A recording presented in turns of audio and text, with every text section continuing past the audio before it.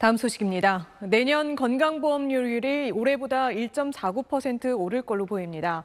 건강보험의 재정 악화 때문인데 직장 가입자가 매달 내는 보험료도 평균 2,000원 정도 인상될 걸로 예상됩니다. 남정민 기자입니다. 보건복지부가 어제 열린 건강보험 정책심의위원회에서 2023년 건강보험료율을 1.49% 올리기로 결정했습니다. 이에 따라 직장가입자 보험료율은 현행 6.99%에서 내년 7.09%로 0.1%포인트 오르게 됩니다. 직장가입자가 부담하는 평균 월 보험료는 올해 7월 기준으로 2,069원 인상되고 지역가입자 세대당 평균 보험료는 1,598원 오릅니다. 복지부는 건강보험 부과체계 개편 등으로 수입이 줄었지만 수가 인상과 필수 의료 시행으로 지출이 늘었다며 건강보험료 인상 배경을 설명했습니다. 건강보험료율은 지난 2017년을 빼면 최근 10년 동안 해마다 올랐습니다. 현행 건강보험법은 직장가입자의 보험료율은 소득의 8% 범위에서 정하도록 상한선을 정하고 있는데 올해까지는 간신히 6%대를 유지했지만 내년에 7%를 돌파하게 됐습니다. 서민과 취약계층의 건보료 부담을 고려해 재정이 악화했다고 건보료율을 무조건 올리기보다 효율적인 지출로 재정 기반을 안정화해야 한다는 지적도 나옵니다. 정부는 건강보험 재정개혁 추진단을 꾸려 10월까지 집중 논의해 방안을 내놓겠다는 계획입니다. SBS 남정민입니다. 러시아가 유럽으로 가스 공급을 줄이고 각국이 물량 확보에 나서면서 국제 가격이 급등하고 있습니다. 여기에 환율까지 급등해 그 부담이 고스란히 우리에게 밀려오고 있는데요. 10월로 예정된 도시가스 요금 인상폭은 더 커질 걸로 보입니다. 정혜진 기자입니다. 러시아 국경 근처 바닷가에서 주황색 화염이 활활 타오릅니다. 러시아가 하루에 133억 원어치 가스를 유럽으로 보내지 않고 그냥 태워버리는 걸로 추정됩니다.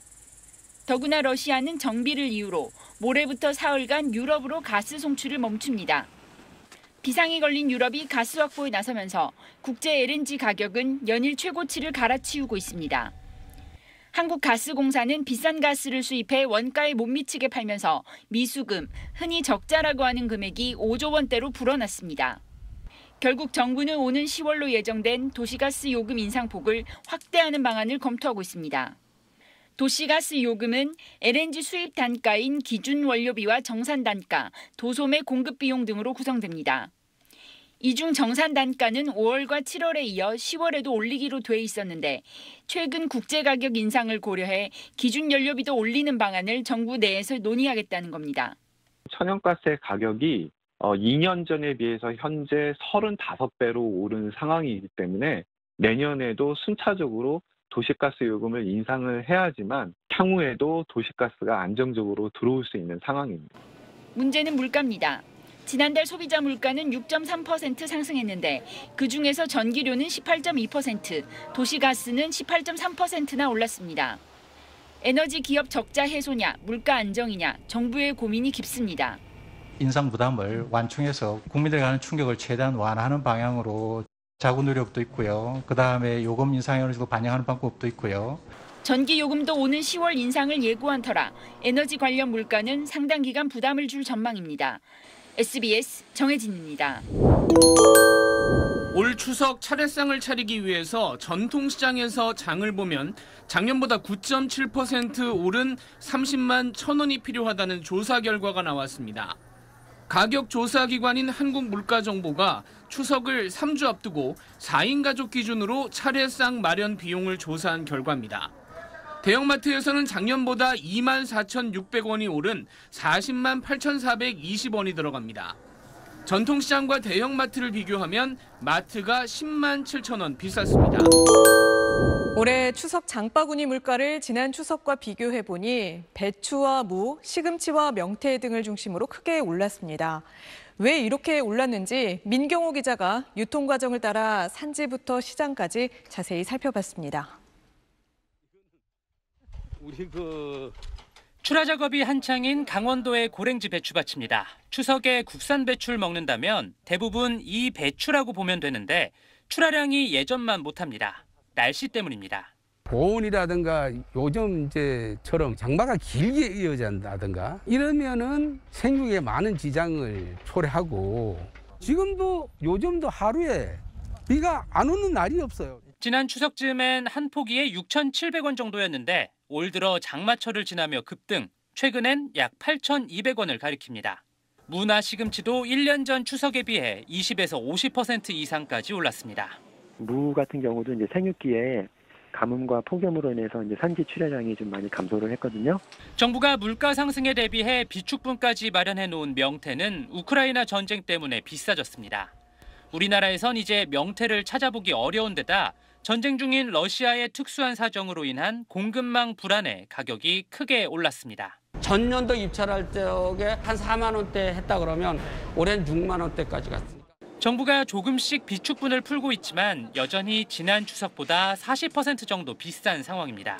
더 큰 문제는 농사에 필요한 기름값, 비료값 등 원자재 가격과 인건비가 많이 올랐던 겁니다. 작업비만 하더라도 지난해는 55만 원 이렇게 했어요. 지금 70만 원이 넘어가고 있고요. 운임은 한 20만 원 올랐습니다. 기름도 떼죠. 그다음에 전기요금도 있죠. 여기 포장재 같은 게 다 기름값에 영향이 받는 것 아닌가요? 최근에 나온 지자체와 가격조사기관의 조사 결과에서도 추석 차례상을 차리는데 지난해보다 10% 더 들어갈 걸로 예측됐습니다. SBS 민경호입니다. 최근 하루가 다르게 물가가 치솟으면서 택시 호출이나 배달 주문 앱을 삭제하고 있는 사람들이 늘고 있다는 기사를 많이 봤습니다. 늦은 밤 택시 잡기가 어렵다는 불만이 나오면서 택시 호출 앱들은 각종 수수료 서비스를 내세워서 비싼 요금제를 내놨죠. 택시 도착 시간에 따라 수수료가 3,000원을 넘기도 하고요. 고급 택시 서비스의 경우는 일반 택시의 3배 이상 요금을 받기도 합니다. 배달 주문 앱들도 사정은 마찬가지입니다. 지난 3월부터 중개 수수료와 배달비를 인상했고 건당 배달료가 6,000원까지 오른 상황입니다. 이렇게 서비스 비용을 올리고 있지만 실제 서비스는 나아지지 않는다고 생각하는 소비자들, 이제 관련 앱들을 삭제하고 있는데요.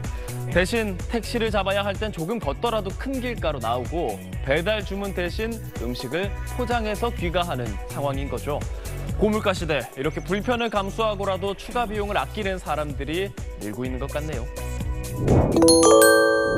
올 연말엔 택시 요금도 오를 것으로 보입니다. 서울 택시 기본 요금이 4,000원 중반대로 오르고 심야 할증이 적용되는 시간도 밤 10시로 앞당기는 방안이 추진되고 있습니다. 남정민 기자가 취재했습니다.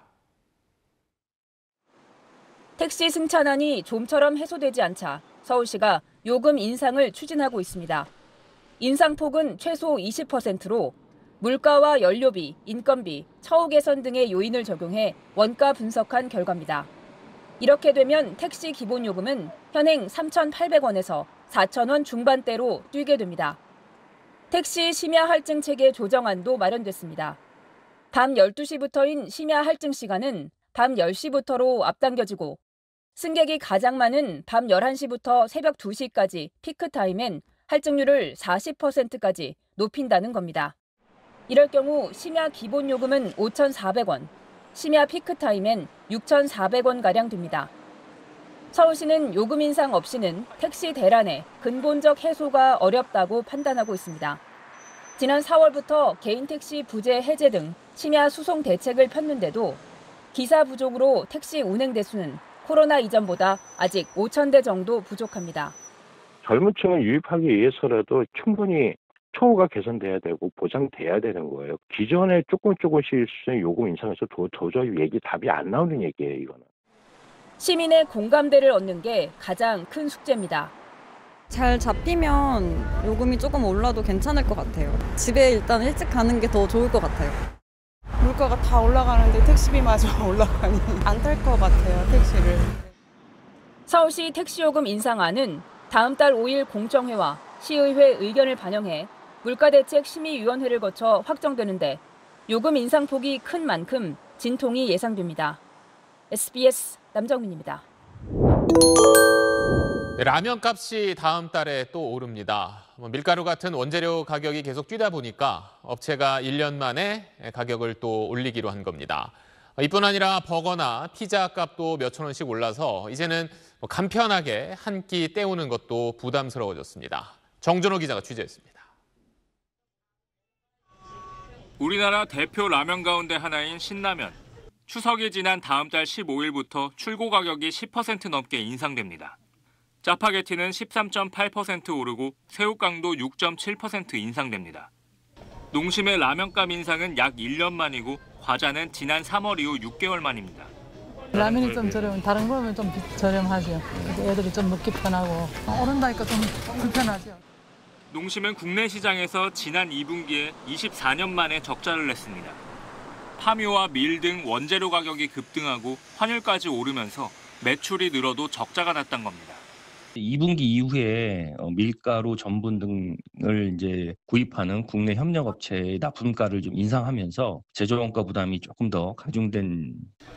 업계 1위인 농심이 가격을 올리면서 다른 라면 회사들도 가격 인상을 고심하고 있습니다.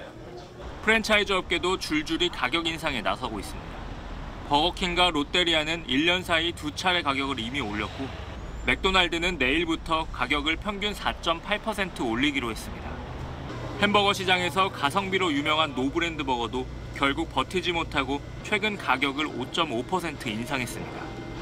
유명 피자 업체들도 최근 1,000원에서 2,000원씩 가격을 올렸습니다. 식품 가격 상승세는 당분간 꺾이지 않을 걸로 보입니다. 수입 곡물 가격은 시차를 두고 국내 제품 가격에 반영되는데 1, 2분기에 이어 3분기에도 15.9% 오를 걸로 전망되기 때문입니다. 고물가 시대, 라면으로 한 끼 때우기도 부담스러운 상황입니다. SBS 정준호입니다. 이와 함께 한국은행은 올해 우리나라의 경제 성장률 전망치를 전보다 조금 낮춰 잡았습니다. 답답한 이야기입니다만 물가는 비싸고 경제는 어려운 이런 흐름이 내년 상반기까지는 이어질 걸로 보입니다. 계속해서 김정우 기자입니다. 최근 몇 년째 자영업자들 상황은 나아지질 않고 있습니다.